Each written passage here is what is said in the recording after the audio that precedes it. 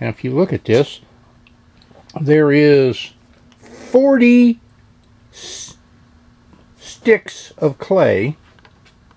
If you look at all this, there's 40 sticks here all together at 7.5 pounds a piece, or just a shade over 7.5 pounds. Some are 7.6, but that's okay. I just counted at 7.5 pounds, and that's good. But you know, that only comes to let me see here. Aha, 300 pounds. So I started with 340 pounds. So that means I've still got another 40 pounds of clay inside my pug mill. So I sealed off the end of it with some saran wrap and a rubber band. You know, I want to keep it moist because I've got more clay to break down yet. And then I have, they make a attachment for a lot of the pug mills, and when I got this from Chicago, from another potter, you know, he didn't have all the pieces that went with it, but that was okay. You know, I didn't mind because I got it at a very reasonable price. I mean, you know, it's not like, you know, buying an automobile. You know, and some of these they cost almost as much as an automobile. So all I did was wanted to make sure that everybody knew that, you know, just because you get a pug mill does not mean that you know, if you don't operate it right, it won't work for you the way you really want it to. So but yeah, it doesn't matter whether and this is not an advertisement for any of the brands. Some are better than others, I will say that. I mean, you can go out and get you a Bailey. You can get what I have here is a Shimpo, or you can, if you've got a lot of dollars in your pocket and a big bank account, you can get you a Peter Pugger.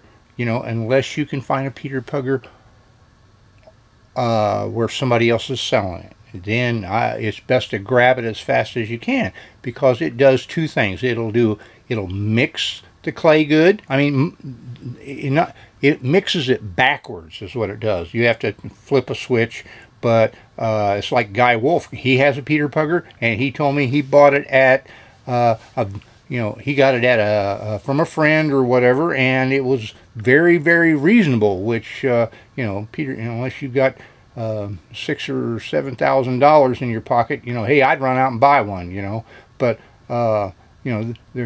they're probably one of the best machines there is. But hey, they all work and do the same thing. So I wanted to show you, that hey, this machine will work just as good as they do, but you have to use like the vacuum pump and the main power switch, and that's when you're pushing that clay into the machine. When you're done pushing it, you shut that main power switch off. The vacuum pump keeps running, and it will keep you from getting any air bubbles within the chamber in here. That's the main thing. You want to keep the air out of there, so that way it keeps all the bubbles out of your clay. That's the key. And normally when you buy clay, from a distributor or whatever that's been pugged and then put into a round stick or a square block, those have all went through a vacuum process. So hey, I mean, just because you're a potter don't mean you know everything. And I've seen a lot of potters that have used these type of machines, and yeah, they can turn the switch on, but they don't actually know how to operate it. But that's okay. We're all potters. We're all trying to learn, and we all learn from each other, and that's the best thing there is. So hey, but this is Eddie from Eddie's Pottery. I hope you've learned a few things about pugging clay. And if you have any questions, hey, leave me a comment. Hey, I appreciate it. I don't know everything, and I'm still learning myself.